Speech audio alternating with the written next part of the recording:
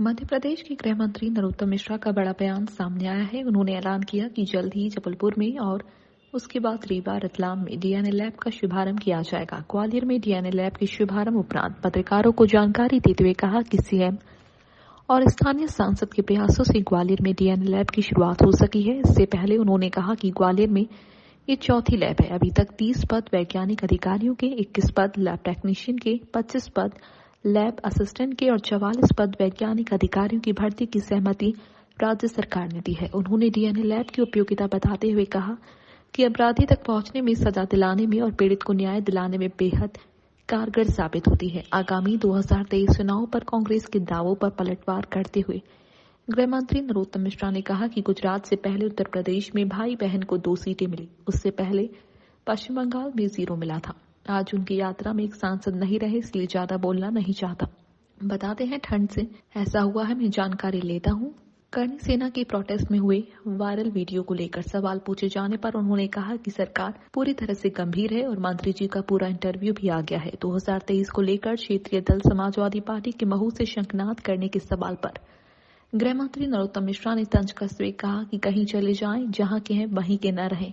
आप समाजवादी पार्टी का जिक्र कर रहे हैं, ये युग इलेक्ट्रॉनिक संसाधनों का है। आप चुनाव पर आकर कहो कि हमें वोट दो तो जनता बहुत समझदार हो गई है।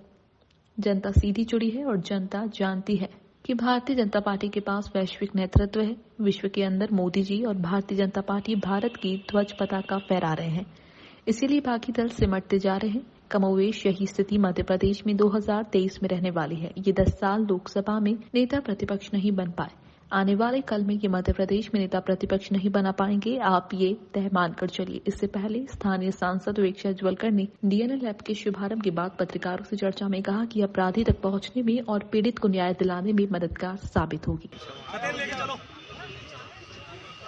लगभग 1200 प्रकरण, मतलब हर महीने 100 प्रकरण यहाँ पर निराकृत होंगे। अभी मध्य प्रदेश में 600 प्रकरण हमारे होते हैं।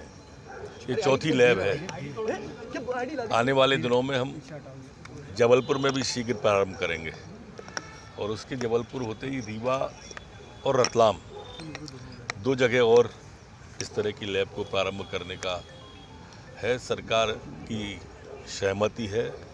अभी हमने वैज्ञानिक अधिकारियों के 30 पद, 21 लैब तकनीशियन के और 25 लैब असिस्टेंट के और 44 वैज्ञानिक अधिकारियों के पदों की भर्ती की सहमति राज्य सरकार ने दी है। ये अपराधी तक पहुंचने में, अपराधी को सजा दिलाने में, पीड़ित को न्याय दिलाने में बहुत सक्षम और कारगर डीएनए लैब होती है।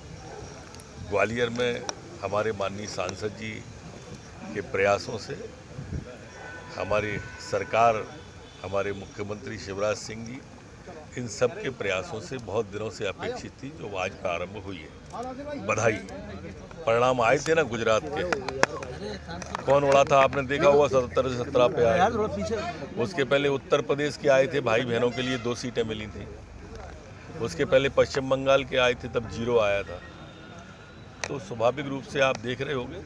अब चूंकि आज उनकी यात्रा में कांग्रेस के एक सांसद नहीं रहे हैं, इसलिए मैं ज़्यादा बोलना नहीं चाहता।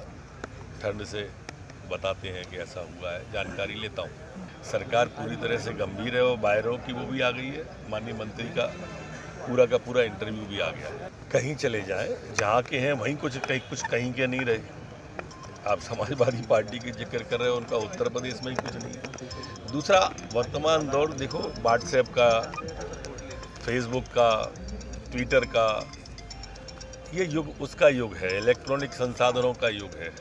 अब आप चुनाव पे आ जाओ और चुनाव पे आके कहने लगो कि हमें वोट दो, तो जनता बहुत समझदार हो गई है। जनता सीधी जुड़ी हुई है। जनता जानती है कि आज भारतीय जनता पार्टी के पास वैश्विक नेतृत्व है और विश्व के अंदर भारत की ध्वजा पताका मोदी जी फहरा रहे हैं, भारतीय जनता पार्टी फहरा रही है।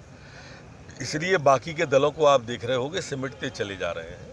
कमोबेश यही स्थिति मध्य प्रदेश से 2023 में रहने वाली है। ये 10 साल से नेता प्रतिपक्ष लोकसभा में नहीं बना पाए। आने वाले कल में ये मध्य प्रदेश में भी नेता प्रतिपक्ष नहीं बना पाएंगे। आप तय मान के चलना।